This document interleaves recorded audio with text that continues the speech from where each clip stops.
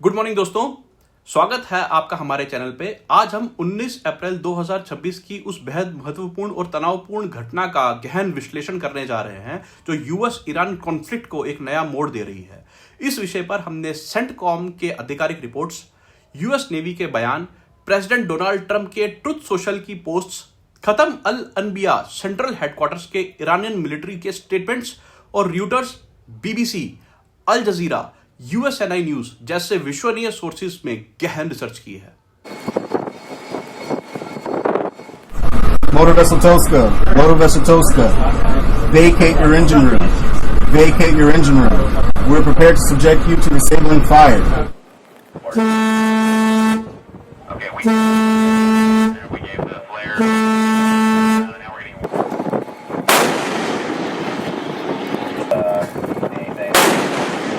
Anything? You ready?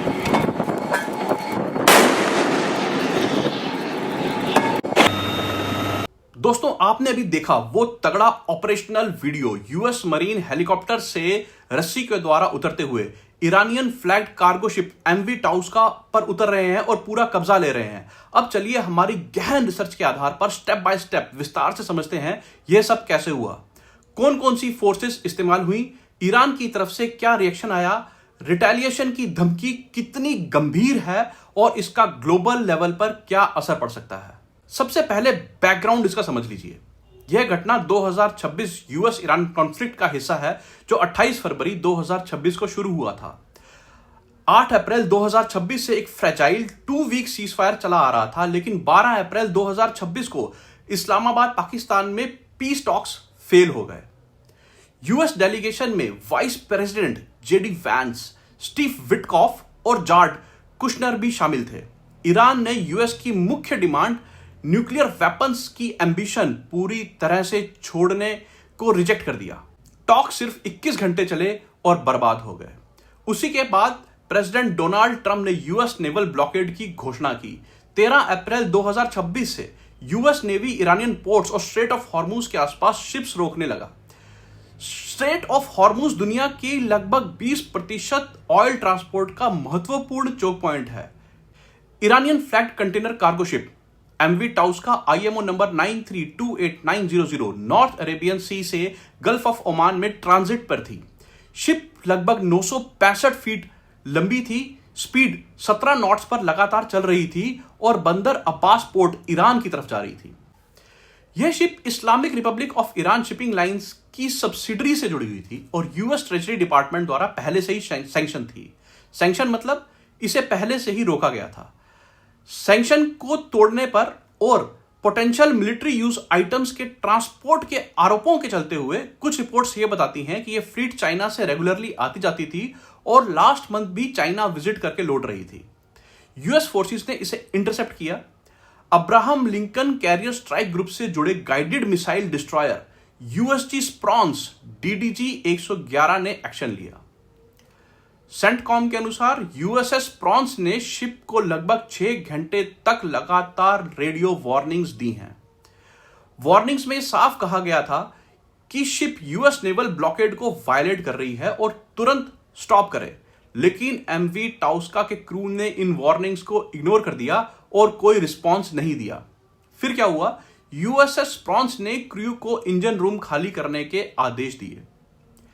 Crew ने engine room evacuate कर दिया। उसके बाद डिस्ट्रॉयर ने अपनी powerful 5 inch 127 mm MK-47 naval gun से शिप के इंजन रूम और प्रोपल्शन सिस्टम में बहुत सारे राउंड फायर किए। इससे शिप की नेविगेशन और प्रोपल्शन पूरी तरह से खत्म हो गया। शिप में एक बड़ा होल बन गया, लेकिन वह डूबी नहीं और कोई भी कैजुअलिटी रिपोर्ट नहीं हुई। प्रेसिडेंट ट्रंप ने ट्रुथ सोशल पर खुद घोषणा की, Our Navy ship stopped them right in their tracks by blowing a hole in their engine room. इस डिसेबलिंग फायर के तुरंत बाद बोर्डिंग ऑपरेशन शुरू हुआ। 31st मरीन एक्सपीडिटरी यूनिट के यूएस मरीन्स ने amphibious assault ship USS Tripoli LHA-7 से MH-60S Seahawks helicopter के जरिए ऑपरेशन किया। मरीन्स ने फास्ट रोप टेक्निक से शिप के डेक पर उतरकर एमवी टाउस्का पर पूरा फिजिकल कंट्रोल ले लिया। अब शिप यूएस कस्टडी में है और इंस्पेक्शन चल रही है। सेंटकॉम ने कहा, seeing what's on board. Cargo के बारे में अभी ऑफिशियल मैनिफेस्ट पब्लिक नहीं हुआ है। शिप एक कमर्शियल कार्गो वेसल थी, ऑयल टैंकर नहीं थी, जैसा कि बहुत सारी खबरों में कहा गया है। ऑयल कार्गो की कोई भी पुष्टि नहीं हुई है, लेकिन सैंक्शंस हिस्ट्री की वजह से कॉन्ट्राबैंड का सस्पिशन था। मतलब ऐसा लग रहा था शायद ये शिप्स हथियार लेके जा रही है। दोस्तों, ये ब्लॉकेड शुरू होने के बाद यह पहला ऐसा मामला था जिसमें लीथल फोर्स का इस्तेमाल हुआ और फुल बोर्डिंग सीजर किया गया। इससे पहले 23 से ज्यादा वेसल्स को वार्निंग देकर डाइवर्ट किया था, लेकिन बिना फायरिंग के। दोस्तों, अगर आपको हमारा ये डीप रिसर्च बेस्ड कंटेंट पसंद आ रहा है तो चैनल को लाइक करें, सब्सक्राइब करें और अपने दोस्तों के साथ शेयर भी करें। आपका लाइक और सब्सक्राइब और फॉलो हमें वीडियो कंटेंट बनाने में बहुत मदद करता है और मुझे इससे बहुत ज्यादा मोटिवेशन भी मिलती है। अब बात करते हैं ईरान की तरफ से रिएक्शन की। ईरान के हाईएस्ट मिलिट्री कमांड खत्म अल अनबिया सेंट्रल हेडक्वार्टर्स, जो रेगुलर आर्म फोर्स और IRGC दोनों को कोऑर्डिनेट करता है, ने स्टेट मीडिया जैसे तस्नीम और IRIB के जरिए तुरंत बयान जारी किया। उन्होंने इस एक्शन को armed piracy, maritime highway robbery, violation of ceasefire और aggression by the terrorist US military बताया। आधिकारिक बयान में कहा गया, the aggressive United States by violating the ceasefire and committing maritime piracy attacked one of the Iran's commercial vessels in the waters of the Sea of Oman by firing upon it, disabling its navigation system and deploying several of its terrorist marines on the deck. सबसे महत्वपूर्ण हिस्सा, retaliation threat. We warn that the armed forces of Islamic Republic of Iran will soon respond to the retaliate for this act of armed piracy by the US Navy. It will be firm, calculated, swift and heavy. उन्होंने कहा कि retaliation crew और families की safety सुनिश्चित करने के बाद कुछ स्टेटमेंट्स में यह भी जोड़ा गया कि शिप पर क्रू के फैमिली मेंबर्स होने की वजह से ईरान ने इमीडिएट काउंटर फायर नहीं किया, लेकिन फ्यूचर में necessary action against the terrorist US military जरूर होगा। इस घटना ने 8 अप्रैल 2026 से चले आ रहे फ्रेजाइल 2 वीक सीज फायर को सीरियस रिस्क में डाल दिया है। सीज फायर मूल रूप से 22 अप्रैल 2026 के आसपास एक्सपायर होने वाला था। ईरान ने पाकिस्तान में planned second round peace talks को अभी नो प्लान्स या पोस्टपोन करने का संकेत दिया है। दोस्तों, अब ग्लोबल इफेक्ट्स पर गौर करते हैं। स्ट्रेट ऑफ हॉर्मुज डिसरप्शन की वजह से शिपिंग ट्रैफिक बहुत कम हो गया है। इंसिडेंट के तुरंत बाद इंटरनेशनल ऑयल प्राइसेस में 6 से 7% की तेजी देखी गई है। ब्रेंट क्रूड में शार्प स्पाइक आया है। यूरोप, एशिया और हमारे इंडिया जैसे मेजर ऑयल इंपोर्टर्स पर इसका सीधा प्रेशर बढ़ गया है। कुछ रिपोर्ट्स में चाइना की कंडेमनेशन भी सामने आई है क्योंकि शिप की चाइना से लिंक्स थी।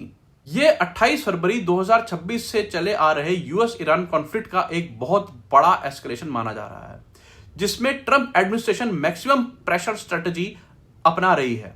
Naval blockade, precise military action और डिप्लोमेसी का कॉम्बिनेशन।